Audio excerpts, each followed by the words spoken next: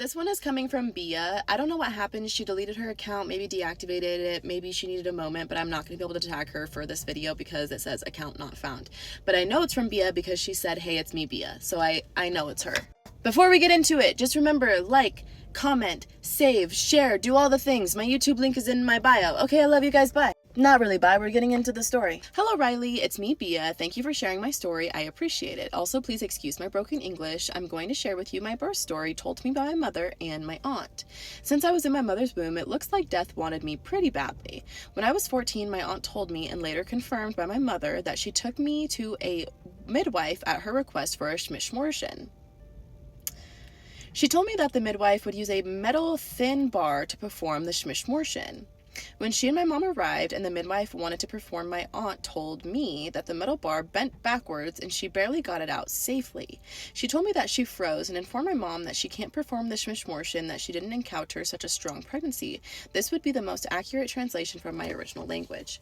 And that she can't risk it again, so my mom was forced to have me. Later in her pregnancy, she was taken to a priest to perform a ritual on her so she would lose Bia. He started the ritual. In the middle of it, the priest told my mom, I can't perform it. There is something strong stopping me. So she went home again. She passed by 3 strange graves located in the woods. And this is what she told me. I was walking, but I was in the same place. I was moving, but I was still facing the graves. I don't know what it was, my child, but after I faced the graves, I knew I had to have you. Needless to say how I felt, she told me she got home after, but didn't stop.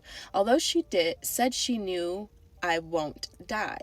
She tried hot stones. I know, sounds barbaric, but it's not the end of it. Seeing that nothing worked, she was forced to tell my dad about the pregnancy. He was thrilled having a baby for the 4th time. She went on with the pregnancy. Now here comes the part that will take the cake. The day I was born was the bloodiest day of my country. A huge massacre and revolution was going on.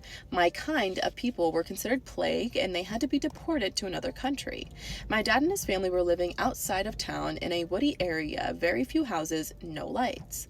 The rest of our people were either killed or deported, and then in hiding, my mother went into labor. My grandmother was watching my oldest brothers, and she and my dad had to go to the hospital. Outside, freezing cold and snowstorms, open fields, gunshots, and people's dying. My mom told me that somehow they didn't see them, like they were invisible. I know how it sounds, but it's true. She told me that at half road in the middle of nowhere, the snow was about to our knees. You came into the world, my child. I don't know how to tell you this. You didn't seem human. You looked like some kind of animal full of hair or feathers. I wanted to throw you away in the snow. I got scared, but your dad took you in his arms and put his coat on you. You were dead because you didn't breathe or move, and I can swear you were frozen. When we arrived with you at home, God in its witness, you looked nothing human, blue and black. I don't know, my child. Your grandmother took you away, and I told her that you died. She cussed at me saying, no, she's not. She's special. That's why you couldn't kill her. She took you and she either prayed or she said some spell. I don't know because I didn't hear her correctly from what she said. But she would keep forming a cross on your chest. Then out of nowhere, you started crying. Your skin was milk white and your hair night black. I couldn't believe or even make a rational argument. She said, she is a she. She's special. My mother told me that the day after the massacre, it was all over the television, and they were showing bodies pulled out of the snow to be buried right next to my birthplace. When I was 6 months old, she said it was an accident, but I don't know. She dropped me head down in the bucket of water, and she didn't pull me out till my dad heard screams. When I was 2, I fell off a bridge, and I'm still here. When I was 10 years old, I was in a car accident with a trailer hitting my side of the car, and I'm still here. I don't know if it's some kind of supernatural power or not. I visited my birthplace at night. I love night. It's so calm. And went to the same spot. You wouldn't have said that decades ago. Souls have passed there. I could still feel a different type of energy, like death and blood were still present. I never was scared of spirits in my whole life. It's like I can feel and hear their whispers. Standing in that now empty field with just trees and wild vegetation, my heart sinks knowing that when I was coming into this world, the lives of my people were taken, and I was born in blood-bathed day. I thought it was my phone overheated, Bia, so apparently the powers that, Bay did not want us to read this story. I thought it was an interesting story to share with you. I would like to know what other followers of yours think. Maybe they have some acknowledgement about this than me. Later in my life, I searched for that documentary and saw with my own eyes the bodies being pulled out of the snow just like she told me.